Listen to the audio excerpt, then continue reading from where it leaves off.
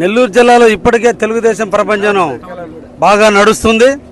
అందరూ కూడా తెలుగుదేశం వైపు ఆకర్షితులై ఈ రాక్షస పాలన పోవాలి, నెల్లూరు జిల్లా ప్రశాంతంగా ఉండాలన్నా, రాష్ట్రంలో యువతకి ఉపాధి కల్పన జరగాలన్నా కూడా తెలుగుదేశం చంద్రబాబు నాయుడు గారు ముఖ్యమంత్రి కావాలని రాష్ట్ర ప్రజలు, నెల్లూరు జిల్లా ప్రజలందరూ కూడా కోరుకుంటున్నారు.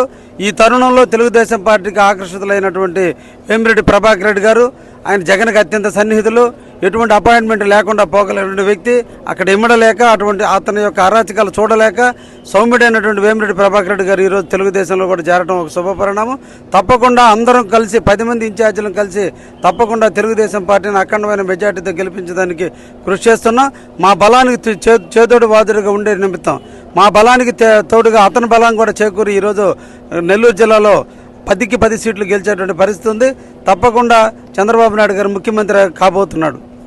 సార్, అయితే వైఎస్ఆర్ కాంగ్రెస్ పార్టీలో నెల్లూరు ఎంపీగా ఈరోజు విజయసాయిరెడ్డిని ప్రకటించిన తర్వాత ఒక అడుగు వెనక్కేశారు వేమిరెడ్డి గారు అంటున్నారు. దాని మీద మీరు మాట్లాడతారు? అటువంటిది ఏం లేదండి.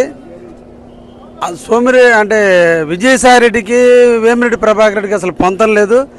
ఆయనదొక స్టైలు, ఈయనదొక స్టైలు. ఈయన అజాత శత్రువు. నెల్లూరు జిల్లాలో నిరంతరం ఇక్కడే నివసిస్తూ ఈ ప్రాంతంలోనే అభివృద్ధి చేస్తూ కొన్ని వందల మందికి జీవనోపాధి కల్పిస్తూ ఈ ప్రాంతంలో వాటర్ ప్లాంట్లు ఇస్తూ జీవితానంత వరకు సహాయాలు చేస్తూ దేవుళ్ళకి గుళ్ళకి డబ్బులు ఇస్తూ అన్ని రకాల సేవలు చేస్తున్నట్టు వేమిరెడ్డి ప్రభాకర్ రెడ్డి ఏ సంబంధం లేవి నెల్లూరు జిల్లాలో విజయసాయిరెడ్డి ఎక్కడ.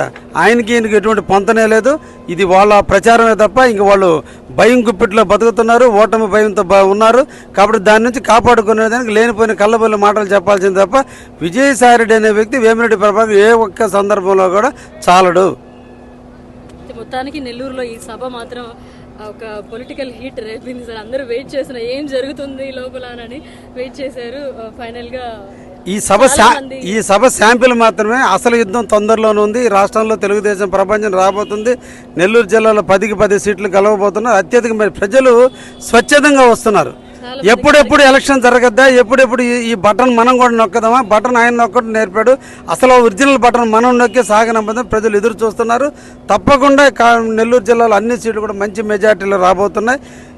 ఒకటే చెప్తున్నాం, రాష్ట్రంలో తెలుగుదేశం చంద్రబాబు నాయుడు ముఖ్యమంత్రి కాబోతున్నాడు. సంక్షేమ పథకాలే మమ్మల్ని గెలిపిస్తాయని వాళ్ళు అంటున్నారు. ఏమండి, పథకాలన్నీ పెట్టినవన్నీ కూడా అనాదిగా ఉన్నట్టు ప్రతి ప్రభుత్వం పెట్టిందే. పెన్షన్ పథకం ఈయన మానసిక పత్రిక కాదు, అమ్మఒడి ఈయన మానసిక పత్రిక కాదు. గతంలో ఫీజు రియంబర్స్కి పేరు మార్చి పెట్టిన పథకాలు, అతికిలేసిన పథకాలే తప్ప ఎటువంటి పథకాలు లేవు. ఆరోగ్యశ్రీ అయినా గత ప్రభుత్వం నుంచి ఉంది, పెన్షన్ అయినా ఉంది, రైతులకు రుణమాఫీలు ఒక ప్రభుత్వంలోనే ఉన్నాయి.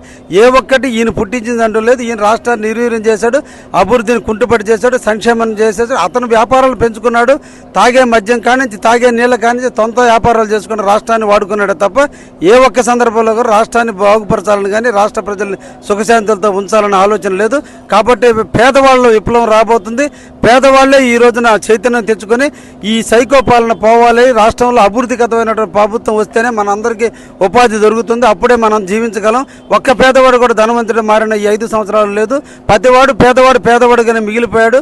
ఉపాధి లేక పిల్లల్ని చదివించుకోలేక ఈరోజు అందరూ కూడా చాలా ఇబ్బందులు కలిగిన పరిస్థితి ఉంది. అందుకని అందరూ కూడా స్వచ్ఛందంగా బాబుని ముఖ్యమంత్రిగా సాధారణంగా ఆహ్వానిస్తున్నారు. తప్పకుండా ముఖ్యమంత్రిగా ప్రమాణం స్వీకరించేటువంటి రోజు కూడా దాదాపు 50 రోజుల్లో ఉంది. అప్పుడు ఈ రాష్ట్రానికి ఒక దుష్ట పాలన అంతమందించి ఒక రాముడి పరిపాలనగా రాబోతుంది ఈ రాష్ట్రంలో. Thank you very much.